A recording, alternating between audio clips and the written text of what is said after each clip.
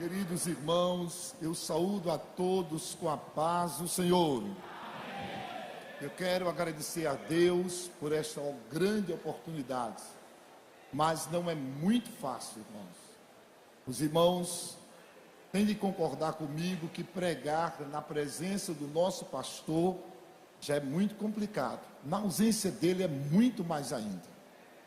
A sensação de quem está no meu lugar é uma sensação muito assim, e a gente sente de fato, e real mesmo, tremor nas pernas, nervosismo, porque não é fácil. Enfrentar uma igreja abençoada, homens qualificados, obreiros, pastores, isso não é fácil. Eu agradeço ao pastor Álvaro, por esta oportunidade que nos concede nesta noite. Quero pedir aos irmãos para abrir a Bíblia no livro do profeta Ageu. E espero que a igreja tenha misericórdia, os nossos obreiros orem por mim, para que Deus nos conceda, porque eu também preciso de uma palavra no fechar e abrir da minha boca, porque quem dá mensagem é Deus. Livro do profeta Ageu, no capítulo 1, meus irmãos, vamos ler alguns versículos. E na realidade o intento de ler mais versículos, pelo menos 6 ou 7, é para ver se o tempo passa mais rápido e ajuda a gente. Capítulo 1, verso 1, meus irmãos. No ano 2º do rei Dario, no 6º mês, no 1º dia do mês, veio a palavra do Senhor pelo ministério do profeta Ageu a Zorobabel, filho de Sealtiel, príncipe de Judá, e a Josué, filho de Josadaque, o sumo sacerdote, dizendo: assim fala o Senhor dos exércitos. Este povo diz: não veio ainda o tempo em que a casa do Senhor deve ser edificada. Veio, pois, a palavra do Senhor pelo ministério do profeta Ageu. É para vós tempo de habitardes nas vossas casas estucadas, e esta casa de ficar deserta? Ora, pois, assim diz o Senhor dos exércitos: aplicai os vossos corações aos vossos caminhos, semeais muito e recolheis, comeis, mas não vos, bebeis, mas não vos, vestivos, mas ninguém se, e o que recebe salário num saco furado.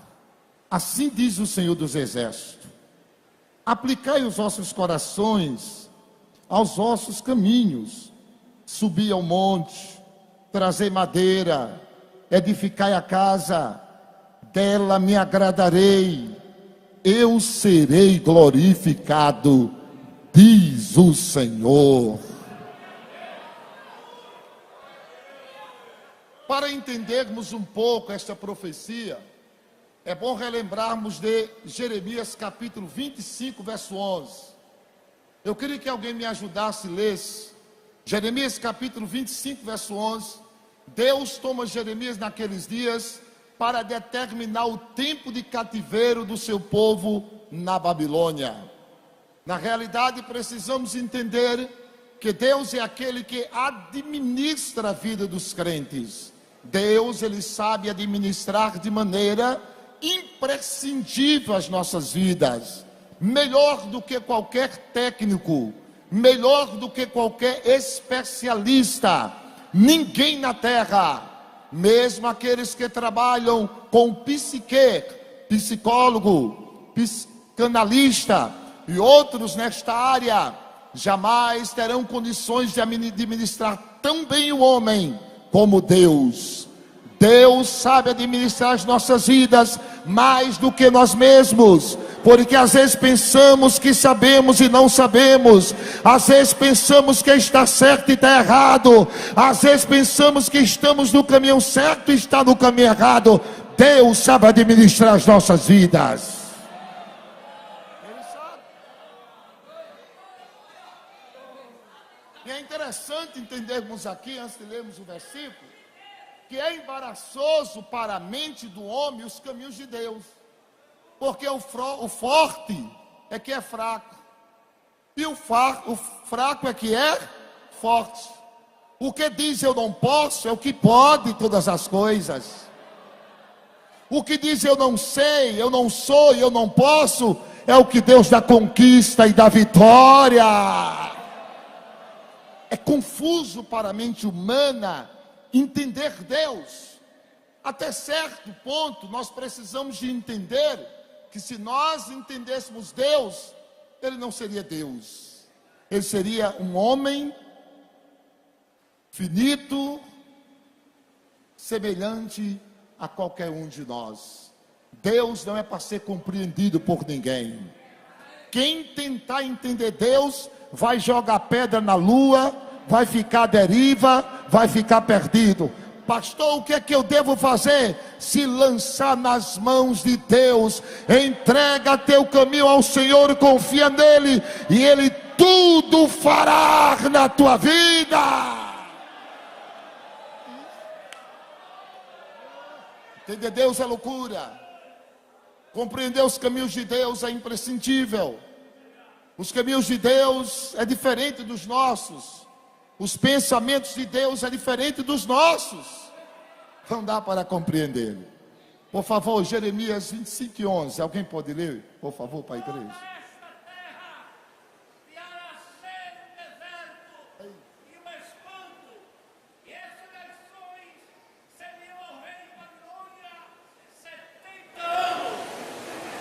Quantos anos era o tempo de cativeiro? Nessa época quem governava era um homem chamado Ciro, conquistador persa do Império Caldeu. Era um homem de grande posição, forte, mas Deus tem um tempo determinado para tudo. Deus sabe o tempo do cativeiro de cada um de nós. O tempo do cativeiro não é determinado por homem na terra, é determinado por Deus.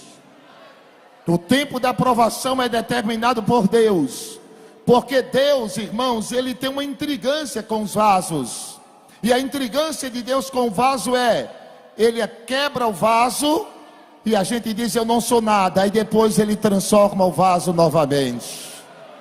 Quando você pensa que é vaso, você já é caco. Quando você pensa que é caco, você já é vaso. Aceita a vontade de Deus e espere o tempo de Deus na sua vida. Oh, coisa boa. Papai do céu está aqui.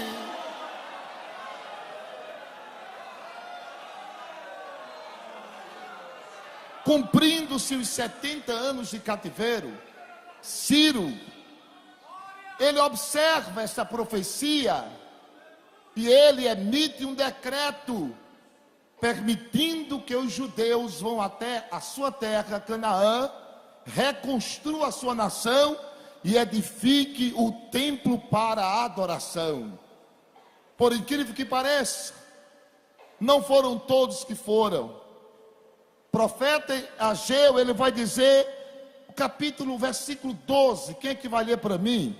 Olha aí, em média, quantos retornaram para Canaã. Tiveram liberdade de retornar. Por favor, 1 e 12.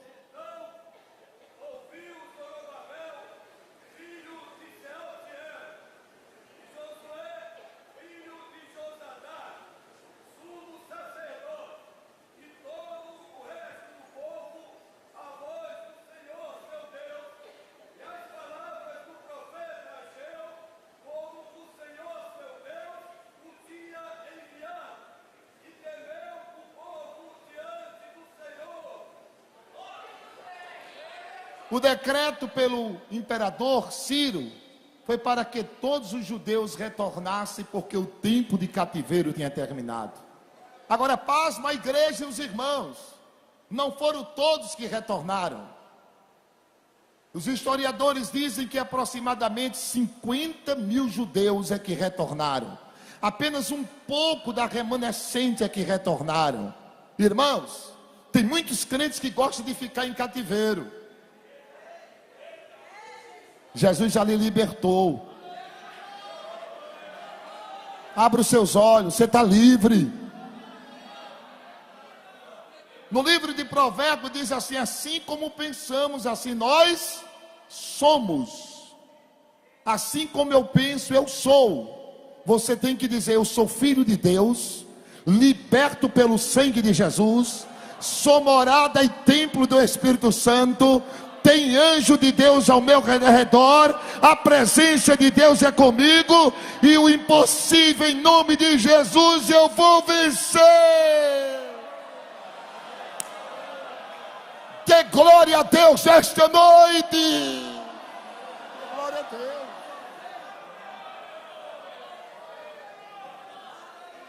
Muitos preferiram ficar em cativeiro. Muitos, muito mais do que, irmãos, aproximadamente 80% ou mais ainda dos judeus disseram: vamos ficar aqui, porque aqui em Babilônia está muito bom. Nós construímos casa, edificamos família, olha, nós construímos riquezas. Mas uma remanescente, uma pequena remanescente disse: não, cativeiro não é o nosso lugar, cativeiro não é a nossa pátria, cativeiro não é o lugar que Deus me quer. Deus quer que eu chegue a Canaã celestial. Caminha crente, o tempo do cativeiro já passou. Deus já quebrou os grilhões, tu já pode caminhar de cabeça erguida, diz o Senhor dos Exércitos.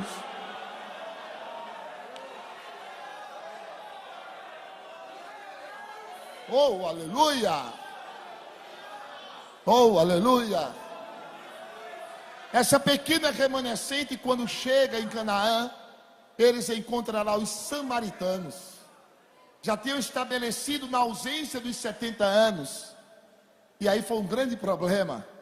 É que os samaritanos se achavam judeus, achavam aquela... Mas foi um grande problema. Porque os judeus que retornaram disseram: nós vamos edificar o templo. Agora tem uma coisa: vocês não podem edificar conosco, porque vocês são impuros.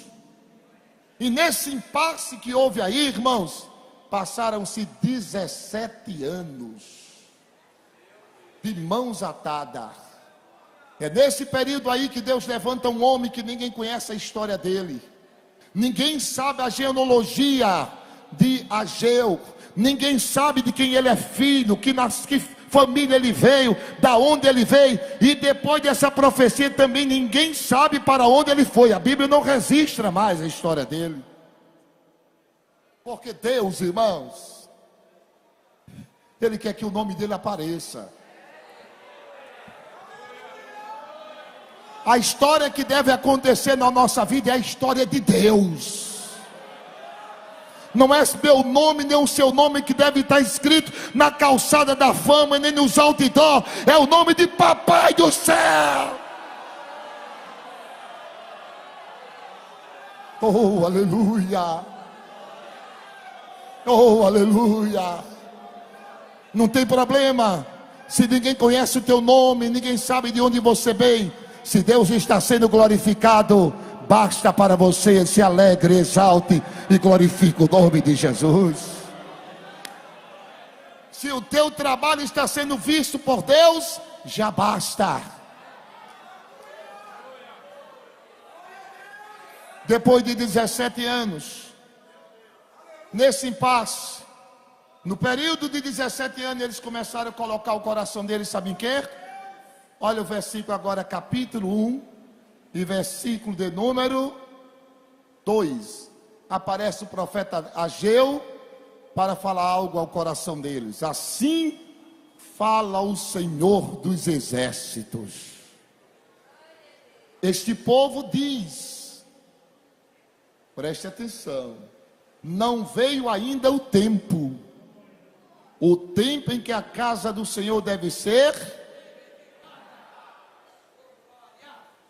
Eu pergunto aos irmãos: devemos andar na vontade preciosa de Deus ou na nossa vontade? Quem determina o tempo é eu ou é Deus? Quem é que determina? Eu ou é Deus? Enquanto nós estivermos andando na direção de Deus, nos caminhos de Deus, vai dar tudo certo. Quando começarmos a andar na nossa própria direção, fazendo as nossas decisões sem Deus, vai começar dando tudo errado.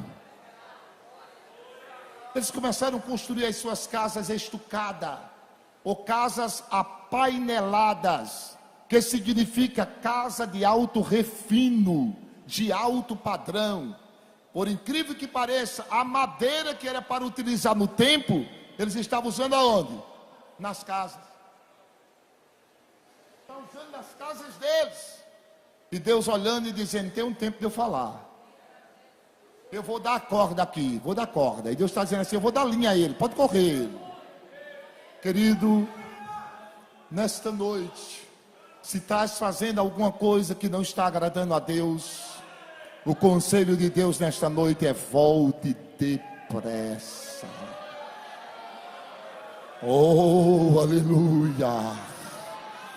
O conselho é esse: deixe de lado, não vale a pena. Corte o laço, jogue fora, quebra o negócio e diga: a partir de hoje vai mudar. Quem vai prevalecer é a vontade de papai na minha vida. Porque quando Deus começar a fazer assim, ó,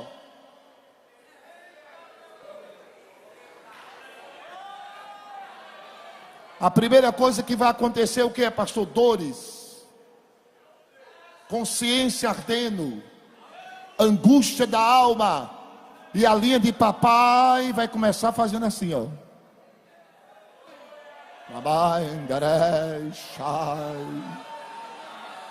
Meu Deus, que coisa boa!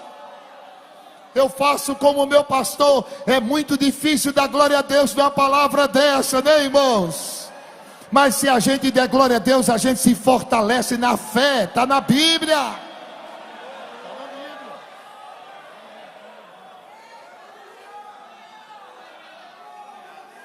É tempo da gente construir para nós mesmos. Verso 3, por favor, acompanha comigo. Já estou pertinho de terminar, graças a Deus. Veio, pois, a palavra do Senhor pelo ministério do profeta, dizendo: é tempo para vós, habitados em casa estucadas ou apaineladas, e a casa do Senhor ficar o quê? Como é que está a casa de Deus? A casa de Deus hoje não é as quatro paredes, não, é isso aqui, ó. Como é que ela é hoje? Como é que está o inquilino desta casa de Deus? Quem é ele? Quem é o inquilino? Mamãe? Como é que está a casa de Deus? Está deserta? A expressão que Deus usa o profeta não é vazia, porque é branda, a expressão vazia. A expressão é casa deserta. A expressão é abandonada. A expressão é relaxadamente desprezada. Essa casa tem que estar cheia. Essa casa tem que estar cheia. Essa casa tem que estar cheia. Essa casa tem que estar cheia, tem que estar transbordante. Está transbordante a casa de Deus, está transbordante a casa de Deus. A casa de Deus está cheia, está preenchida. Como é que está? Pastor, eu sinto que ela está deserta, mas ainda há tempo, oh aleluia, de encher. Porque papai gosta de encher, sim ou não? Gênesis 1:2, o que é que diz? A terra era vazia, ele encheu. Ele quer encher essa casa hoje. Ele quer tirar toda a rotura, Ele quer tirar toda a brecha, Ele quer tirar todo o desânimo, todo enfado, tudo que não presta, toda crueira réia, toda bagunça réia. Ele quer jogar fora e quer renovar a casa. Quer renovar a casa.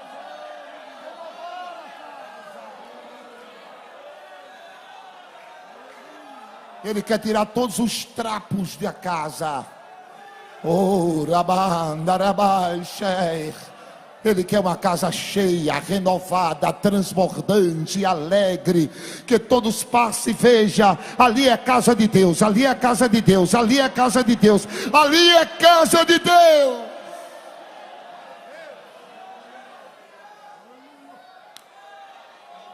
Agora, preste atenção, quem vai identificar se a casa está deserta ou cheia, e o tipo de inquilino que está morando na casa, é os frutos.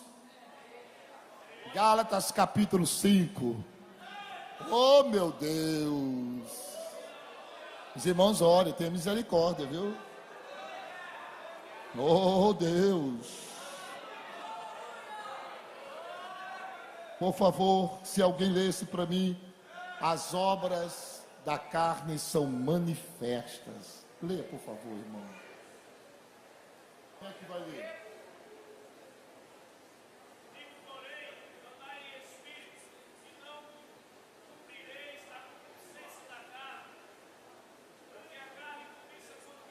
Não. Estou falando das obras da carne. As obras da carne pelo qual são manifestas. As quais são?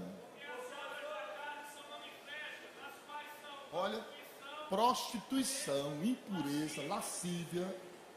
Pode continuar, filho. Idolatria, feitiçaria, inimizades, porfias, emulações, iras, pelejas, dissensões, heresias, invejas, homicídios, bebedices, glutonarias e coisas semelhantes a esta, acerca das quais vos declaro. Como antes já vos disse, os que praticam não herdarão o quê? Eu vou repetir novamente. Quando a casa está deserta, ela manifesta isto. Eu vou repetir, é forte, mas é para a gente. 5:19, porque as obras da carne são manifestas. Paulo usa a palavra manifesta e na mesma contemplação ele não usa quando ele fala do fruto do Espírito. Manifesta porque ele disse que é impossível a casa está deserta, habitada por inquilinos diferentes, que não é o Espírito Santo, e não apresentar essas qualidades aqui. Que negócio forte, hein? Mas vamos ver, por favor. Aí eles são manifestas, porque são, primeiro, prostituir. O ato de prostituição aqui não só é o ato que a gente pensa, carnal, é o ato de prostituição em todas as dimensões. Prostituição está no aspecto, irmão, sabe de quê? De uma mente poluída. Olha, irmãos, é forte, mas é a realidade.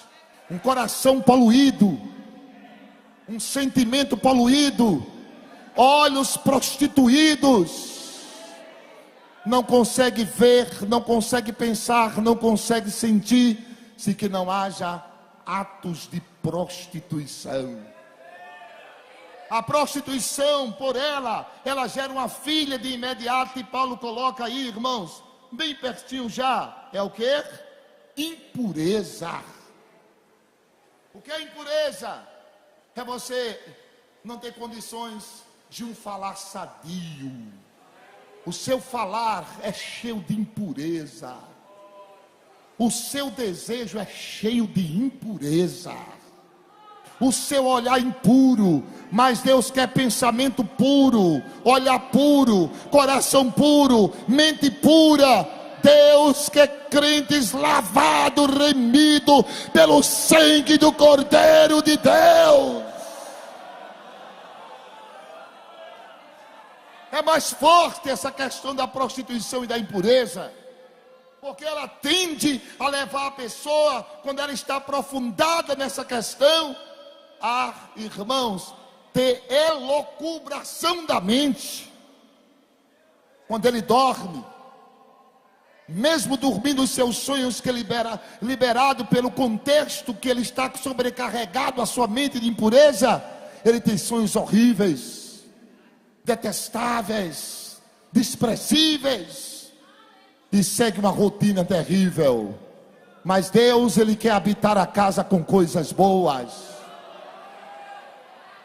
A vontade de fazer a obra de Deus é porque a casa não está deserta, a casa está transbordantemente cheia da presença de Deus. Volte para Ageu rapidamente para eu concluir. E Deus chega o tempo de falar: por causa disto, porque minha casa ficou vazia, destruída, e vocês esqueceram. Verso 7, 6, saciai muito, e o que? Colheis, comeis, mas não vos bebeis, mas não vos vestivos, mas ninguém se aquece. Porque recebe salário como um saco furado. Nada dá. O lamento que vai é: estou fraco, estou acabado, estou destruído, não posso mais, estou desolado. Não dá. Mas Papai do Céu, ele reage a tudo isso, porque a misericórdia de Deus é grande. Deus não quer condenar ninguém terminantemente. Deus age com misericórdia para com todos nós. Olha o que é que Deus vem fazer agora, versículo de número 7. Assim diz o Senhor dos Exércitos: aplicai os vossos corações aos vossos caminhos.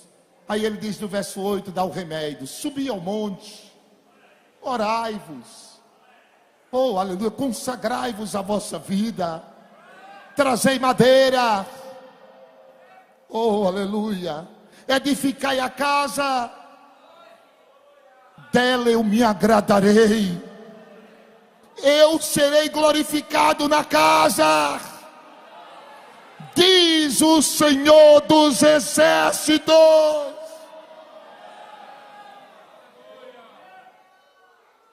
Irmãos amados, a partir daqui o povo reage. Olha aqui, por favor, olha na tua Bíblia, olha na tua Bíblia. Eu sei que é difícil, e eu dou uma palavra dessa porque Deus me usa, porque não é fácil. Era mais fácil eu dar uma palavra aqui: Deus vai dar vitória, vai fazer, mas não é fácil. Mas Deus, ele me leva a este caminho porque ele sabe que eu preciso desta palavra. Verso 12: então ouviu Zorobabel, que era o responsável, e Sealtiel e Josué também, o sumo sacerdote e o resto do povo, a voz do Senhor seu Deus, e a palavra do profeta Ageu, como o Senhor seu Deus o tinha enviado. Tem meu povo diante de Deus. Se houver temor, vai haver renovo. Se houver temor, vai haver paz. Se houver temor, vai haver vitória. Se houver temor, a porta fechada vai se esbanguelar toda, ela vai se abrir. Se houver temor, o ferrolho pode ser de ferro, ele vai se despedaçar. Se houver temor, pode ser até mar vermelho, ou passa por baixo, ou passa por cima, porque Deus está no negócio. Se houver temor, vai dar tudo certo. Se houver temor, a glória de Deus vai descer. Se houver temor, você vai ver o que Deus vai fazer na sua casa, na sua vida e na vida dos seus. Oh, como eu sinto a presença de papai aqui nesta noite. Oh, aleluia, o povo tomou uma posição. E a posição que o povo toma, irmãos, é gratificante. O povo começa a fazer, começa a trabalhar. E aí Deus, ele não se aparta. Capítulo 2 e versículo de número 6. Olha o que Deus começa a dizer. Quando começa a haver temor, quando começa a reagir, olha o que vai acontecer. Porque assim diz o Senhor dos Exércitos: ainda uma vez, daqui a pouco farei tremer os céus, farei tremer a terra, farei tremer o mar, e eu farei tremer a terra seca. Farei tremer todas as nações, virá o desejado de todas as nações, escatologicamente, encherei esta casa de glória, diz o Senhor dos exércitos. A glória de Deus vai transbordar na tua vida, a glória de Deus vai ser de maneira especial. Deus vai avivar o teu lar e a tua vida. E Deus continua falando, verso de número 8, ele diz: minha prata, meu é o ouro, diz o Senhor dos exércitos. E ele agora confirma no verso 9, dizendo: não se desanime, não se entregue à situação, reaja, clame a mim, responder-te-ei. Aí no verso 9 ele diz: a glória desta última casa, apesar de ser mais simples do que a de Salomão, não tem ouro, não tem prata, não tem pedras preciosas, tem madeira simples, tem simplicidade, mas a glória da última casa será maior do que a da primeira. Receba de Deus aqui nesta noite.